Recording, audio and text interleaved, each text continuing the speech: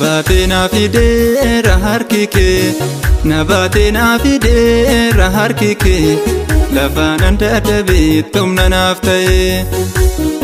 Otoo siin hin taane badee nafa, otoo siin hin taane badee nafa, maaliin hambaa solmaa kee baay'ee tafa.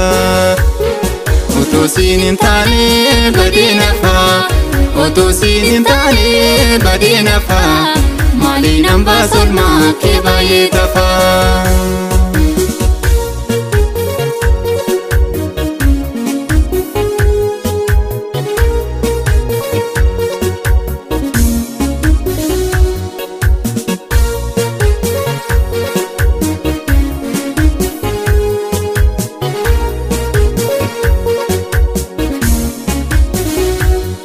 Akkamiinaan ibsaa jaalala kee, an argeera hirree gargaarsa kee, an argeera hirree gargaarsa kee.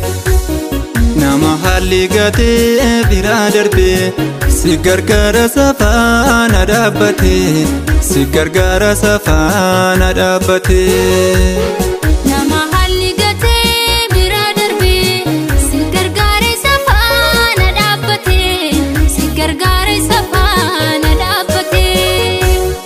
Nabateena fideera harki kee, nabateena fideera harki kee, lafaan dadhabee humna naaf ta'e.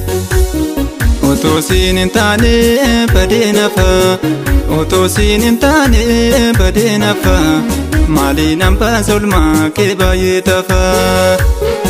Otoo siin hin taane badee nafa, otoo siin hin taane badee nafa, maaliin hambaa solmaa kee baay'ee tafa.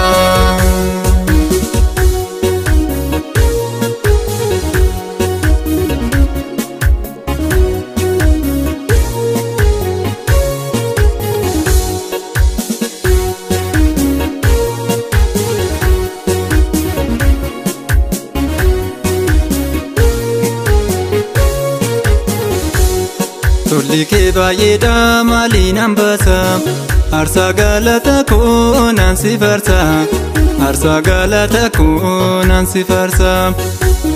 Jilba koon daa'imeen si eebbisa, oolmaan kee baay'eedha mana koo keessa, oolmaan kee baay'eedha mana koo keessa.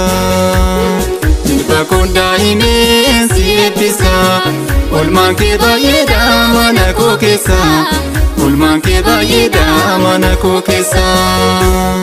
Nabateena fideera harki kee, nabateena fideera harki kee, lafaan dadhabee humna naaf ta'e. Otoo siin hin taane badee nafa, otoo siin hin taane badee nafa, maaliin hambaa solmaa kee baay'ee tafa. Otoo siin hin taane badee nafa, otoo siin hin taane badee nafa, maaliin hambaa solmaa kee baay'ee tafa.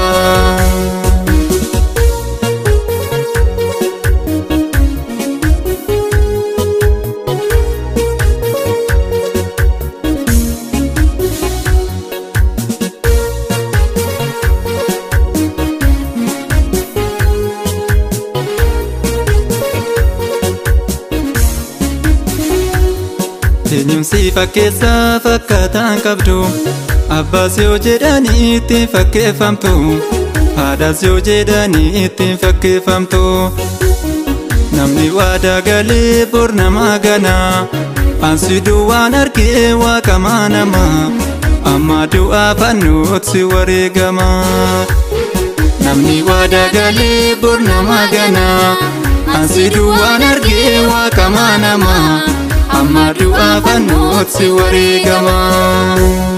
Nabateena fideera harki kee, nabateena fideera harki kee, lafaan dadhabee humna naaf ta'e. Otoo siin hin taane badee nafa, otoo siin hin taane badee nafa, maaliin hambaa solmaa kee baay'ee tafa. Otoo siin hin taane badee nafa, otoo siin hin taane badee nafa, maaliin hambaa solmaa kee baay'ee tafa.